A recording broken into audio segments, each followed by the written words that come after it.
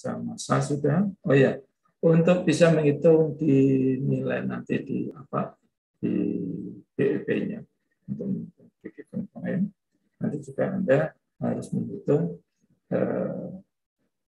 jika kapasitasnya itu beroperasi maksimal. Jadi ini adalah kalau maksimal gitu. Ya, jadi katakanlah yang ini Anda merancang itu untuk kapasitas berapa, itu Anda harus hitung berapa seandainya nanti semua kapasitas tadi itu beroperasi secara full, ya.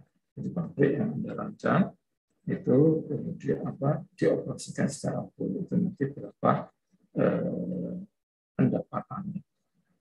Terus masa sudah selesai, alat dan bahan juga sudah ya.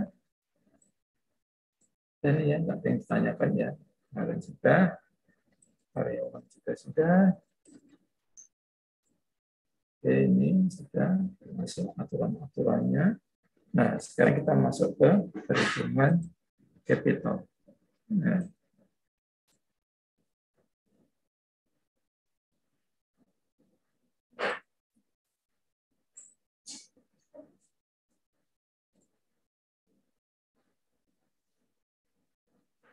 ya, jadi setelah kemarin itu untuk karyawan, neraca massa, kemudian karyawan, kemudian alat dan bahan, maka kemudian kita harus menghitung ini. Yang pertama sekali adalah capital. Capital itu terdiri dari apa saja, komponennya adalah seperti ini. Ya. Dari nomor 1 sampai 14. Nah, untuk keterangan apa itu yang dimaksud purchase agreement dan seterusnya, ini Anda nanti bisa lihat di buku yang kemarin sudah saya share, yaitu plan cost design dan ekonomi. Itu silakan pengertiannya semuanya ada di situ, tinggal Anda membaca saja, nanti Anda akan paham. Nah, terus kemudian untuk komponennya kan ada 14 ini. Dan dari 14 ini nanti ada ini yang disebut dengan rasio faktor. Jadi Anda tinggal saja tulis saja seperti ini ya. Ini komponennya seperti ini. Nah, kemudian ada rasio faktor. Nah, yang paling penting adalah ini rasio faktor ini. Rasio faktor ini nanti untuk setiap pabrik itu bisa berbeda. Ya, misalnya itu tergantung dari fase dari bahan baku dan produk yang akan Anda buat. Misalnya begini, kalau misalnya Anda mau membuat asam sulfat, misalnya gitu ya. Asam sulfat dengan proses tertentu, misalnya dengan menggunakan proses yang timbal-timbal itu ya. Nah, itu kan bahan bakunya menggunakan belerang. Nah, belerangnya itu kan padat. Nah, sehingga dan asam hasilnya adalah berupa asam cair, asam cair. Asam sulfat yang fasenya cair. Nah, sehingga nanti Anda harus mencari untuk pabrik yang bahan bakunya padat, produknya cair, itu berapa rasio faktornya. Nah, itu ada semuanya di situ. Atau Anda ingin membuat misalnya NaCl misalnya ya, NaCl itu bahan bakunya apa? Padat, cair, atau padat, dan seterusnya. Jadi akan Anda dapatkan di sini rasio faktornya. Nah, biasanya untuk rasio faktor itu dia harganya tidak satu seperti ini ya. Kalau ini kan ada katakanlah yang untuk piping itu 0,31. Nah, biasanya itu sini tidak disebut 0,31 sini. Tapi kemudian ada antaranya. Misalnya ya, antara 0,25 sampai 0,4. Nah, misalnya gitu. Nah, untuk ketemu seperti ini, ya, untuk bisa ketemu seperti ini menjadi angka tunggal begini, ini harus sebenarnya harus dikonsultasikan kepada ahlinya. Nah, gitu katakanlah untuk tadi katakanlah ya pabrik asam sulfat itu berapa sih biasanya di sini? Nah, gitu. Nah, itu seharusnya. Nah, kalau misalnya kita yang belum punya pengalaman, ya sudah diambil saja rata-rata dari ring nilai tadi. Katakanlah tadi kan antara 0, misalnya kan 0,25 sampai dengan 0,4. Ya sudah rata-rata antara 0,25 sampai dengan 0,4 itu berapa? 0,25 tambah 0,4. Nah itu. Nah, itu kalau misalnya kita nggak punya data sama sekali. Nah, kalau kita tadi punya data atau punya orang ahli narasumber yang bisa ditanyakan, maka ini gunakanlah pendapat narasumber tadi. Ya, jadi itu intinya. Kalau kita nggak punya data, ya, atau kalaupun tidak punya data, tapi kita punya skenario tertentu, boleh tidak di rata-ratanya boleh. Ambil yang paling bawah boleh, ambil yang paling atas boleh. Nah, itu tergantung dari estimasi yang ingin Anda lakukan perhitungannya. Nah, begitu. Kalau misalnya ya tadi untuk yang ini itu nilainya 0,25 sampai dengan 0,4. Oh, kalau pabrik yang saya rancang ini nggak banyak piping kok. Nah, sehingga boleh Anda tinggal ambil yang paling rendah. Jadi ada ini 0,25 gitu. Ya, jadi logika-logika itu yang harus Anda kuasai. Ya. Kalau memang nggak ada data sama sekali, yang apa itu rata-ratanya. Tapi kalau punya, atau nanti pabrik saya ini ternyata di desainnya itu memang banyak sekali mengalirkan fluida. Nah, sehingga untuk piping ini tentu saja jangan di rata-ratanya, akan lebih tepat kalau kemudian menggunakan ring maksimalnya. Ya. Jadi kalau misalnya kita punya pembenaran, logika pembenaran atas pendapat mengapa di sini mengambil nilai tersebut, maka itu dibenarkan.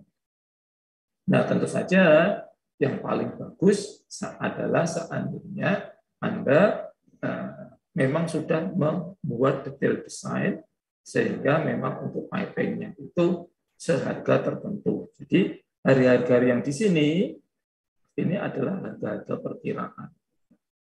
Yang terbagus adalah seandainya memang sudah dilakukan detail desain sehingga tidak diperlukan rasio faktor ini. Nah, sehingga nanti saya katakan untuk piping ini harganya berapa sesuai dengan desain detailnya tadi, harganya berapa dan seterusnya. Ya, itu nanti untuk perhitungan-perhitungan di ini, nilai-nilai ini adalah ini tadi tergantung dari ini, dan semuanya yang di sini itu adalah tergantung dari harga ini. Ya, harga alat-alat yang sampai dengan di tempat, harga sampai dengan di tempat.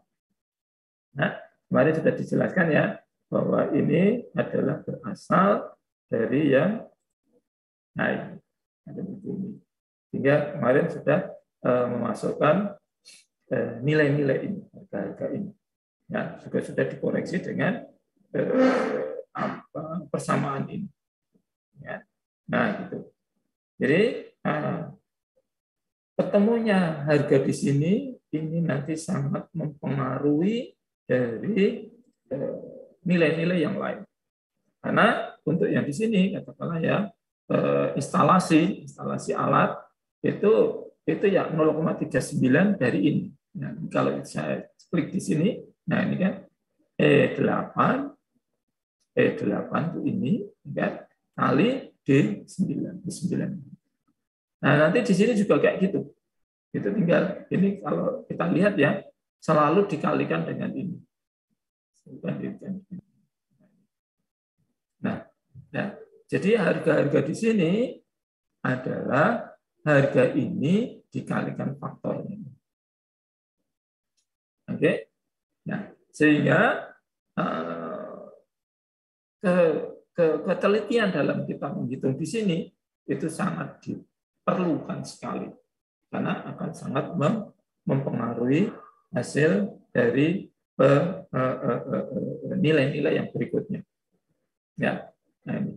Terus terang kalau misalnya ini, oh iya, ini pun sebenarnya nanti di buku tadi yang sudah saya share tadi ya, itu juga akan menanyakan ini pabrik Anda itu didirikan di mana. Karena untuk standar-standar ini, standar-standar rasio faktor ini, itu akan berbeda-beda. Nah, sehingga misalnya didirikan di Australia, maka harus menggunakan ya rasio faktornya itu yang Australia. Kalau misalnya yang di Amerika, ya harus pakai yang Amerika. Kalau kemudian di Jerman, ya pakai Jerman. Nah, bagaimana yang kita? Nah, kita kan nggak jelas juga nggak akan ada datanya di dalam buku tadi, rasionya itu. Nah, sehingga cara pengambilannya adalah dianalogikan. Kita itu lebih dekat dengan mana sih? Misalnya ya, data yang ada adalah Amerika, kemudian Jerman, Inggris, Australia, kemudian Cina, kemudian misalnya ada Singapura, ya, Singapura. Nah, maka kita mencari yang terdekat di antara terdekat keekonomiannya maksudnya ya, bukan terdekat wilayahnya, bukan. Itu di antara data-data tadi itu yang kita itu lebih dekat yang mana sih? Ya.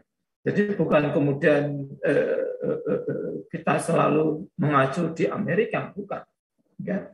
Kita secara keekonomian, kondisi keekonomiannya akan sangat jauh berbeda dengan yang Amerika. Nah, sehingga kita cari. Kalau misalnya tadi berdasarkan data-data yang tadi, itu ya ternyata yang ada adalah hanya seperti tadi ya,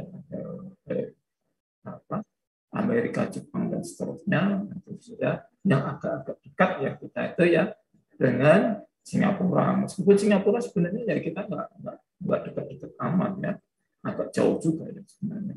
Cuman kan akan lebih bisa diterima kalau kita itu mendasarkan pada perbandingan rasio faktor yang dari negara tersebut. Ya, itu. Oke, sampai sini dulu ada pertanyaan.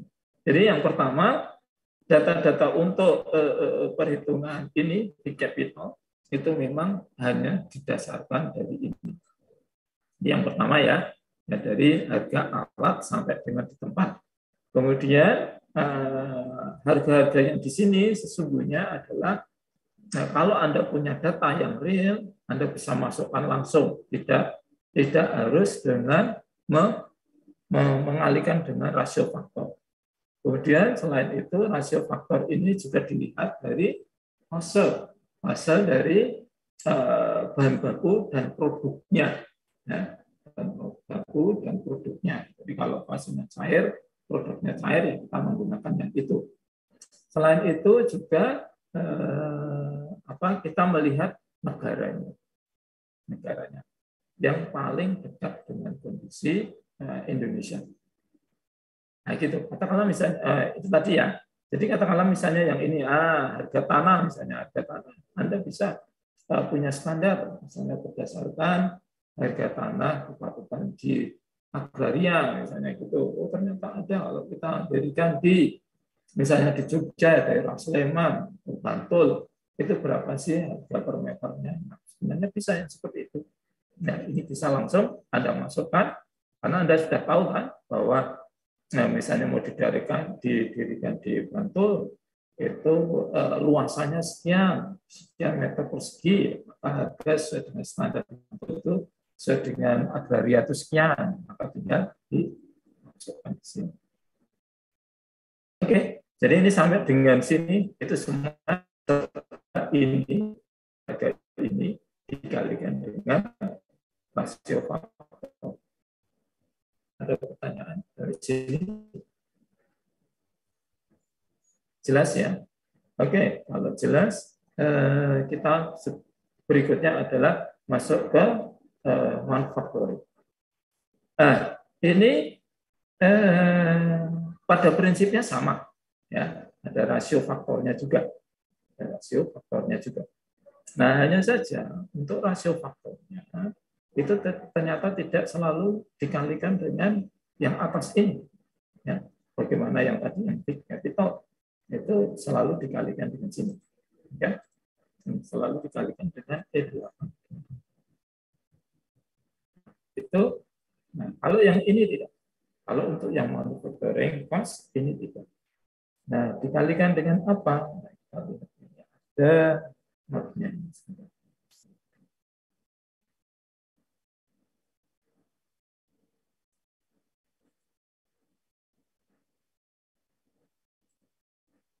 Nah, ini ya. Jadi nilai faktor seperti ini itu dikalikan atau dengan apa? Ini siapa? Ya. Jadi 0,18 dikalikan dari dengan operating faktor. Ya, dikalikan. Nah, ini dan ini tidak ada nih rasio faktornya. Kenapa? Karena ini kemarin sudah kita hitung, kan? Bahwa raw material kita dapatkan dari perhitungan neraca massa, sudah dikalikan dengan harganya. Nah, tentu saja kita punya data yang sahih, kan?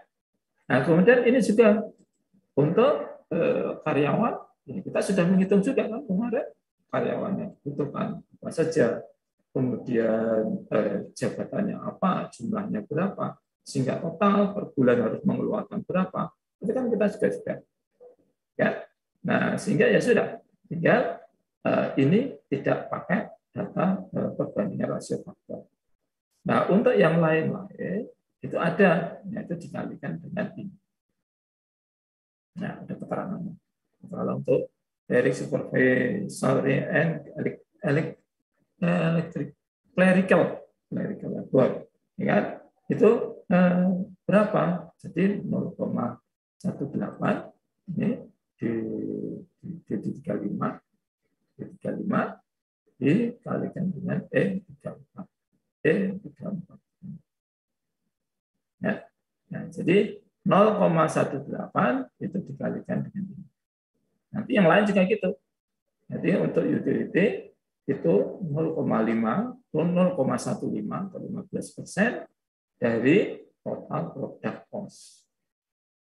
Nah, nanti maintenance and repair adalah 6% dari capital investment. Nah, ini berikutnya seperti itu. Ya. Tata caranya juga ini juga memperhatikan yang tadi. Kemudian ini sudah tertentu sesuai dengan yang ada di buku. Tinggal kita memasukkan, maka kita ketemu plan of overhead cost sama manufacturing cost. Itu sampai sini ada pertanyaan? Nggak ada. Kalau nggak ada cepat hari ini.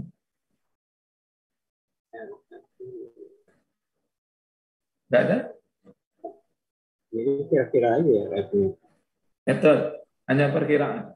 Sehingga namanya adalah prarancang. Feeling kita aja gitu, Pak. Gimana? Iya, feeling kita aja yang kita menduduki kayaknya. Feeling yang mana? Yang feeling nggak ada yang feeling. Enggak, rasio faktornya itu kita aja nentuin kira-kira aja gitu ya. Antara kan tadi sudah saya katakan kan, iya, itu sesuai dengan pertama dilihat dari fase dari bahan baku dan produknya, kemudian kedua dilihat dari negaranya, kan, yang mirip-mirip, kemudian yang ketiga adalah dilihat dari logika kita, kan?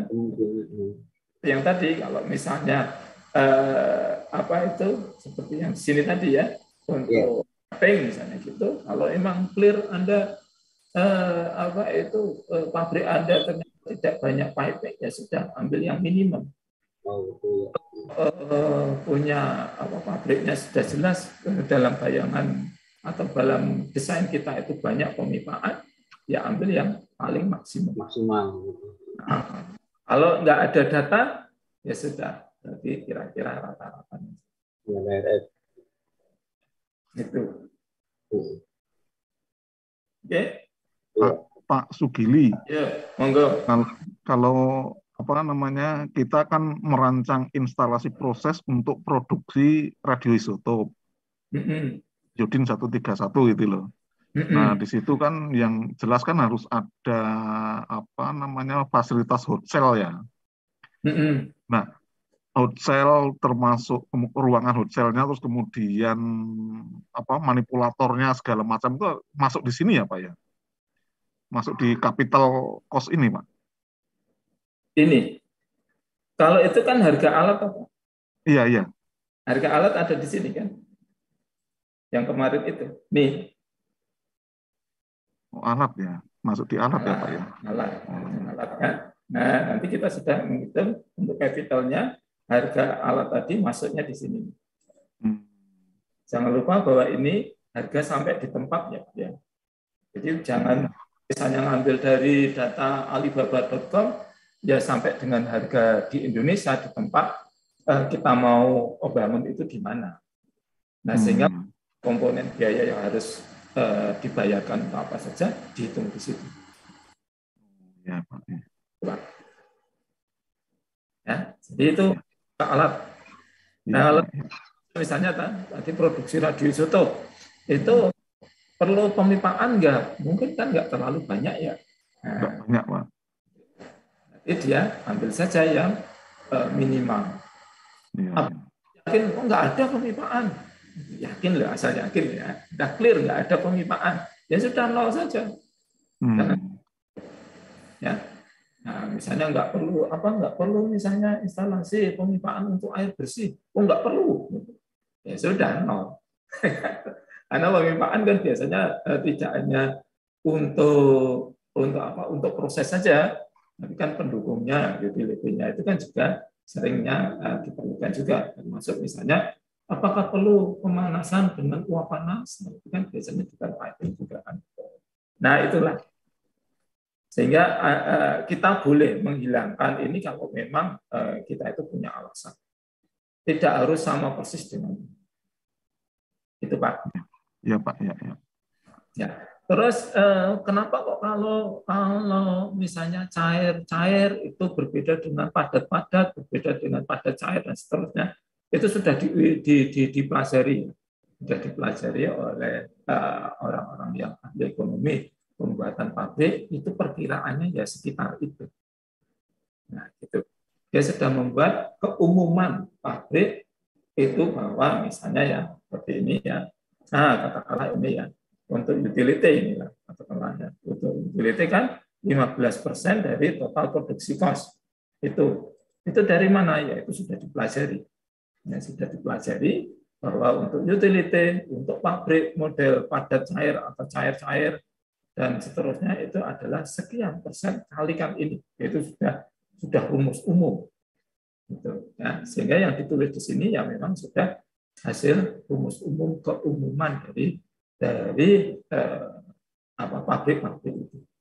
Ya, kalau sudah pabrik khusus yang katakanlah tadi produksi radioisotop, mungkin loh Pak, untuk kelistrikannya mungkin sangat tinggi karena pakai siklotron Pak.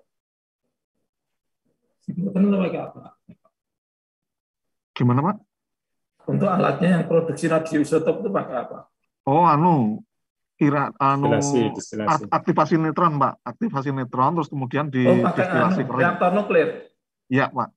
Oh, tapi itu tidak kita hitung, bukan di situnya, Pak. Di proses apa namanya, produksinya itu loh. Oh, gitu. Iya. Bukan di reaktor nuklirnya. Ya, artinya tidak perlu membangun reaktor gitu kan?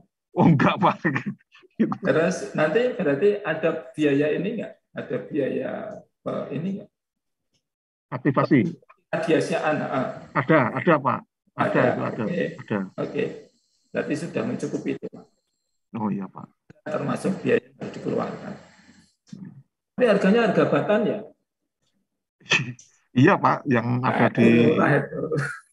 di PNBP, Pak. Itu kemurahan itu. Kemurahan. Iya. Ya, gitu Pak. Ya. Iya Pak. Iya, iya. Caranya begitu. Apa itu rasionya Pak? Rasio faktornya Pak itu berdasarkan dari ini contoh nih ya, ada dua ini karena kita sudah hitung ya tidak digunakan. Kalau di buku ada di sini. Ini ada. Juni itu sampai 31. Itu jelas ya? Iya Pak. Juni. Oke, berikutnya adalah menghitung ini, general expense. Ini kan, ini sama juga, ya. Nah ini bahkan ada yang dari total produksi cost, langsung total produksi cost. Nah, finance interest ini, nah ini di yang saya lakukan ini ya, itu memang dihitung, ya, dihitung. Nah, Anda ada skenario enggak bahwa beberapa ini, nah misalnya ya, bahwa 30% dari seluruh biaya pembangunan fasilitas ini itu didapat dari pinjam uang di bank. Nah, makanya Anda masukkan di sini. Nah, jadi gitu. Berapa? Sehingga cicilannya itu berapa? Nah, maka kita ketemu general expense-nya itu sekian. Ini 940. Nah, total produksi cost itu ini terdiri dari manufacturing dan general expense. Sehingga tinggal dimasukkan saja. Ini ya, manufacturing. Terus ini general expense. Sehingga totalnya sekian. Oke. Nah, sebenarnya ini ada yang bolak-balik, yang harus di ini sampai sini paham ya? Sampai sini cukup paham ya. Jadi komponen yang dihitung untuk biaya pendirian pabrik itu ya isinya ini. Dari atas tadi sampai sini. Itu. Nah, terus kemudian di sini itu sebenarnya ada ini untuk menghitung manipulasi sebenarnya sih. Nah, ini. Oke. Karena ada yang nanti itu bahwa misalnya begini ya, misalnya nanti bisa dicek ini kalau Anda sudah menghitung mesti ngerti nanti. Kalau belum menghitung ya belum akan ngerti. Ya, misalnya begini, bahwa misalnya Y sama dengan AX plus B, ya kan? Di mana B itu tergantung dari X dan seterusnya gitu, sehingga muter saja gitu.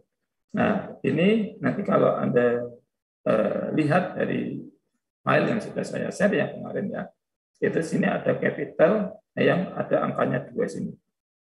Nah, ini adalah untuk ngakali bagaimana menghitungnya.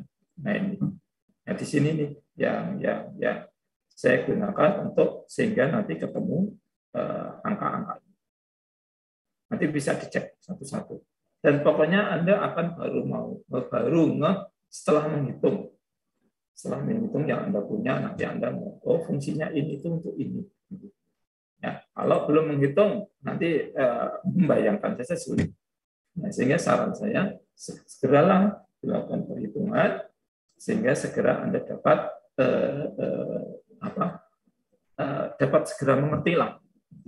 Kalau masih ada kesulitan, silakan nanti bisa ditanya.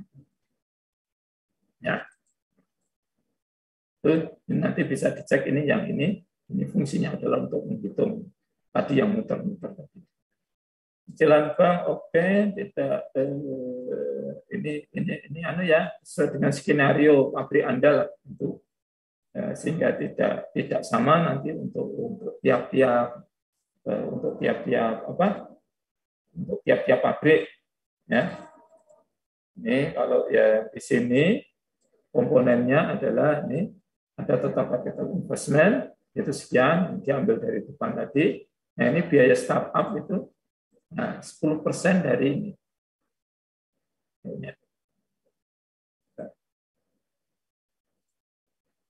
Enggak ada.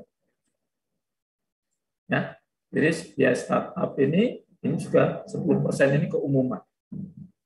Ya, nah ini kan modal awal yang dimiliki ini di skenario kan Nah, sehingga semua ini tadi yang dibutuhkan yaitu biaya total capital sama biaya startup. Biaya startup ini diperlukan karena sebelum pabrik itu beroperasi itu biasanya harus dicoba dulu. Ya, setelah diinstal itu dicoba beberapa kali termasuk nanti per unit operasi tertentu itu apakah sudah sesuai atau belum. Nah, itu biasanya menghabiskan 10% dari capital. Nah, gitu. Ya, dari situ sekian kan. Nah, ini opsinya adalah belum punya modal awal. Sehingga total pinjamannya ya ini. Nah, tinggal dimasukkan seperti hitungan kemarin ya. Nah, bunga bank berapa? Kalau ini ada peramalan nggak usah diperhatikan ya, karena beda nanti kasusnya dengan Anda. Kemudian lama cicilan berapa bulan? Dan kalau ini kan 5 tahun nih, 5 tahun, ya, 5 tahun, 12 bulan, maka totalnya adalah 60 kali. Sehingga cicilan tiap bulan sekian.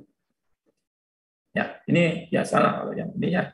Jadi hanya ditambahkan biaya startup. Atau ada yang menanyakan ini? Nggak ada? Oke, kalau nggak ada, kita menghitung BEP-nya. BEP itu sebenarnya sudah ada rumusnya sih. Sudah ada rumusnya ya, tinggal dipakai saja. Nah, itu cuman secara grafik ini coba ditampilkan.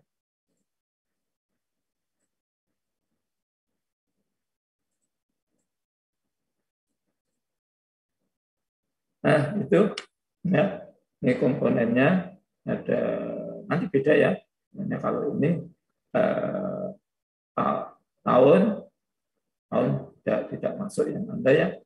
Ini akan ada pos dan seterusnya. Intinya adalah kita mau menghitung SA, FA, RA, VA. Ini adalah komponen-komponen untuk menghitung break-even point. Di mana SA itu adalah nah persamaan itu semuanya ya untuk perhitungan total penjualan berapa itu, kemudian ada annual paid spend FA yang terdiri dari ini ya, ini bisa dilihat nanti berdasarkan katakanlah ya ini diambil dari ini ya. Jadi depresiasi itu diambil dari capital, M42 capital 90 ini capital 90 ini ya di M42 itu tidak dicari. Terus tax ya, tax itu berapa? Ini sudah ada semuanya. Ya, tinggal Anda klik nanti bisa dilihat sehingga ketemu nilai-nilai. Nah, ini jumlah dari ini. Ini juga gitu jumlah ini. Nah, berikutnya, kalau ini sudah ketemu, SA, FA, RA, VA, maka kita bisa langsung menghitung. Ya.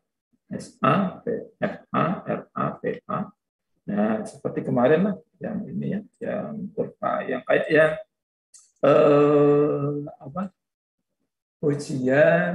ujian tengah semester.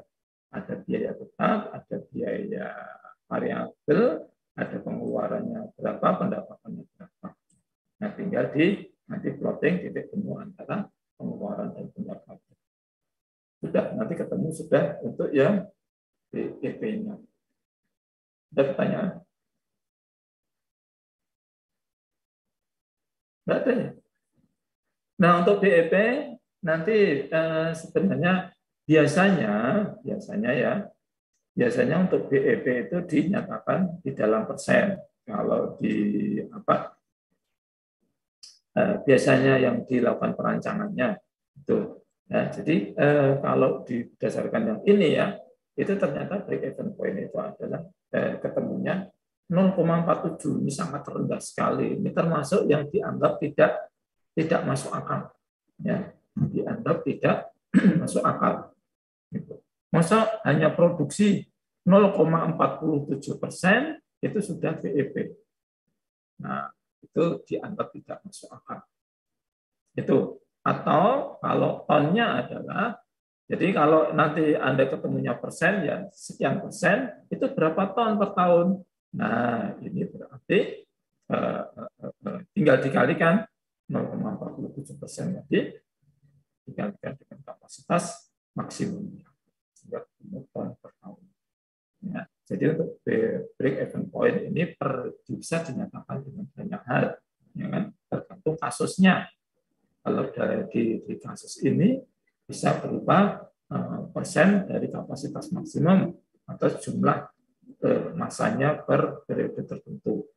Nah, kalau misalnya untuk kasus yang lain juga bisa, itu berapa jam anunya BEP-nya, ya. Jadi nanti tergantung dari kasus-kasusnya. Jadi BEP itu tidak selalu harus berapa persen dari kapasitas, tidak, ya, tergantung dari kasus yang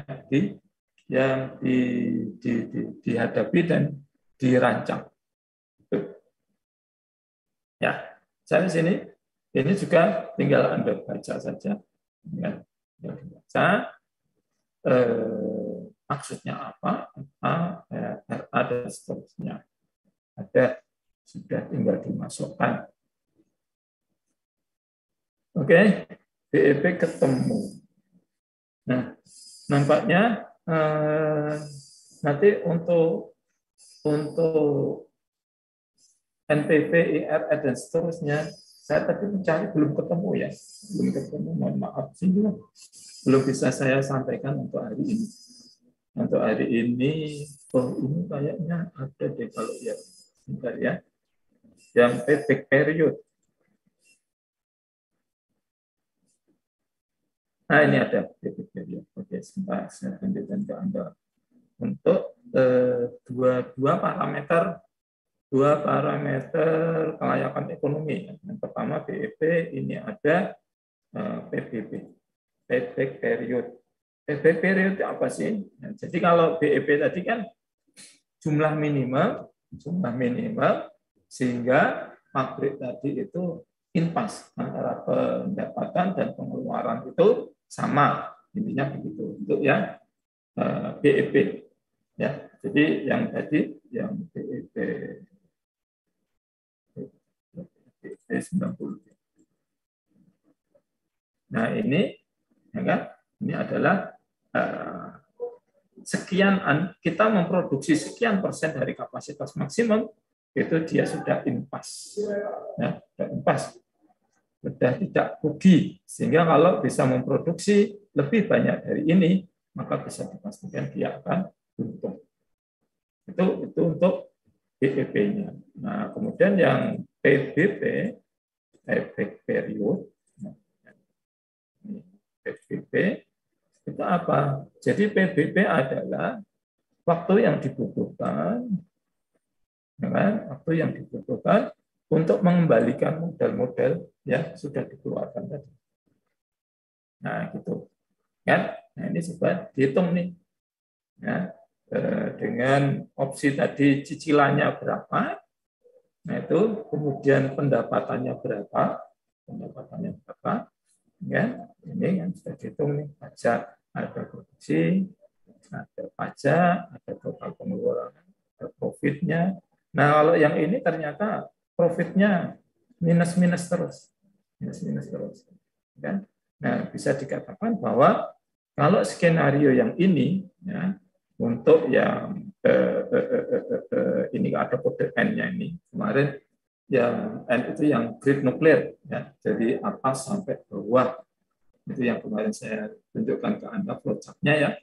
Kalau yang kemarin atas sendiri itu kan hanya untuk yang 65%, yang 90 itu yang di tengah sampai tengah, kalau kemudian yang nuklir itu sampai dengan bawah. Nah, itu ternyata ini tidak pernah profit. Nah, tidak pernah profit. Hingga apa ya? Pasti rugi. Nah, kenapa kok sini tidak profit? Ya karena ini nanti terkait, ya. Saya berharap ini bahwa kita itu jangan pernah memalsu data. Kalau emang rugi begini ya sudah bilang rugi, bahwa pabrik yang saya desain dengan opsi cara seperti itu masih akan rugi. Nah, apa? Ya, tidak harus untung. Dan di rekayasa datanya itu jangan. Kalau memang rugi, katakan rugi. Itu nggak perlu direka-reka. Atau seperti tadi ya, BEP-nya kok cuma 0,47%, ini nggak masuk akal. Bahkan kalau dosen tertentu itu mengatakan bahwa wah, pabrikmu itu kayak pabrik narkoba. Itu ya, hanya dengan modal sangat sedikit itu untungnya banyak sekali. Ya. Tinggal apa? Itu. Nah, buktinya memang berdasarkan data-data setelah dihitung dengan cermat, itu data-datanya itu menggiring kepada hasil seperti itu. Ya. Akui saja bahwa memang kemungkinan itu ada data, bukan salah hitung loh ya, jangan mengatakan salah hitung, karena bukan salah hitung, hitungnya sudah benar, programnya sudah benar, caranya sudah benar, hanya saja mungkin tadi ya, sebentar kalau saya tunjukkan, misalnya di sini tadi, yang di sini tadi, ya. Ini misalnya memang ada kesalahan atau tidak pas sesungguhnya kalau kita itu menganggap bahwa ini itu misalnya 0,39. Itu kemungkinan di situ tidak pas. Ya, tapi kan kita belum bisa detail desain, sehingga ya kita menggunakan perbandingan ini. Nah, akibatnya ketika kita menggunakan perbandingan yang sesuai dengan di textbook itu, kemudian hasilnya adalah tidak masuk akal seperti ini, ya nggak apa, bahwa kita hasilnya ya memang belum untung, atau bahkan tadi ya setelah dihitung profitnya ternyata belum profit, nggak masalah, salah ya. Jadi kayak gitu. Jadi nggak usah di otak-atik sehingga nanti akhirnya itu ketemunya profit BEP-nya sekitar 40%-an, jangan. Ya, jangan. Pokoknya apa saja. Akui bahwa ada kemungkinan memang di estimasi pembiayaannya itu masih belum sesuai. Kemungkinannya ya kayak gitu. Ya, di estimasi di sini itu masih belum sesuai. Nah, kalau yang di kasus di sini, kenapa kok dia belum akan profit? Nah, ini ya, jadi profitnya masih minus terus. Karena kebutuhan, ya, contoh ini kan untuk yang zirconium grade nuklir. Kalau berdasarkan peramalan di tahun berapa ini? Tahun 2012 ke sini itu memang belum akan untung. Kenapa? Karena kebutuhannya itu masih sangat sedikit. Kenapa sangat sedikit? Karena belum ada PLTN di Indonesia ya. Karena kan ini skenario-nya adalah untuk suplai Indonesia dan suplai pasar luar negeri. Nah, sehingga kalau untuk suplai pasar Indonesia belum ada PLTN, ya tentu saja belum butuh zirconium grade nuklir. Nah, begitu cara analisisnya ya. Jadi nggak usah kemudian kita mengubah data supaya masuk akal gitulah, nggak usah. Pokoknya ya sudah tampilkan kayak gitu, kemudian dicari permasalahannya. Dan permasalahannya juga nggak usah diada-adakan, gitu ya. Yang logis-logis saja. Oke, jadi payback period adalah waktu yang diperlukan untuk mengembalikan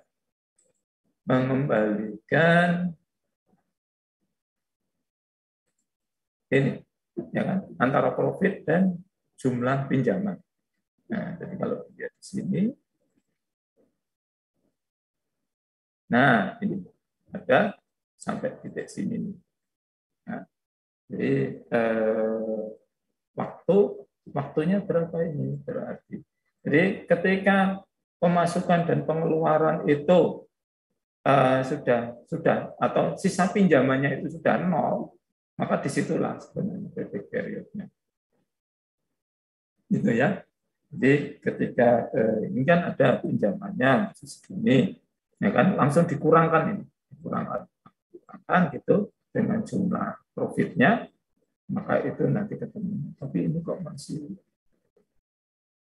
sebentar ya, saya masih ragu kalau yang ini, ya profitnya negatif, tapi kok bisa nol, ini terus terang saya curiga ini. Ini.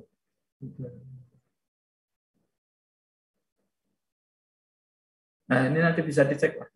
Intinya begitu. Jadi payback period adalah waktu yang diperlukan untuk mengembalikan modal yang sudah dilakukan, modal untuk penanaman pendirian pabrik tersebut. Ya, sampai dengan impas. Gitu. Kira-kira gitu untuk NPV sebenarnya ini sih. NPV itu net present value, NPV. Ya. Jadi neraca pemasukan seperti ini, neraca pemasukan dan pengeluaran. Ini sebenarnya NPV ya ini, NPV. Ya, NPV. Itu. Ada pertanyaan? Nggak ada? Masih bingung? Silakan dihitung. Nanti Anda akan bisa ketemu hal-hal yang harus Anda tanyakan. Kalau Anda belum menghitung, saya yakin Anda masih belum nyantol dengan apa yang saya sampaikan. Ya. Nah, sehingga silakan dihitung. Untuk berikutnya, kalau ada masalah, nanti bisa ditanyakan di pertemuan berikutnya. Oke? Ada yang mau ditanyakan? Ada? Oke, kalau nggak ada, untuk pertemuan cukup sekian. Ya, saya tunggu ya. Pokoknya nanti mungkin minggu depan kita untuk kuliahnya adalah Anda mengerjakan tugas ini ya. Tugas ini minggu depan dikerjakan. Mungkin nanti minggu depan juga tetap harus presensi. Kemudian minggu berikutnya saya buka konsultasi. Ya. Jadi kita melakukan pertemuan seperti ini. Ya, kita melakukan pertemuan seperti ini, terus Anda menyampaikan apa yang sudah Anda hitung dan ada kendala apa. Nah, jadi gitu. Nah, jadi kalau 2 minggu ke depan ternyata lancar-lancar saja, ya sudah. Berarti 2 minggu ke depan mungkin 10 menit selesai. Itu ya. Terus berikutnya nanti tinggal menyelesaikan ininya, neraca ekonominya. Dan untuk ujian akhirnya Anda hanya mengumpulkan pekerjaan untuk kelayakan industri. Oke. Nggak ada yang tanyakan? Oke, kalau nggak ada, terima kasih. Hari ini cukup sekian. Silahkan segera dikerjakan. Dan Anda bisa segera paham untuk bisa melakukan kelayakan untuk pabrik. Terima kasih. Assalamualaikum warahmatullahi wabarakatuh.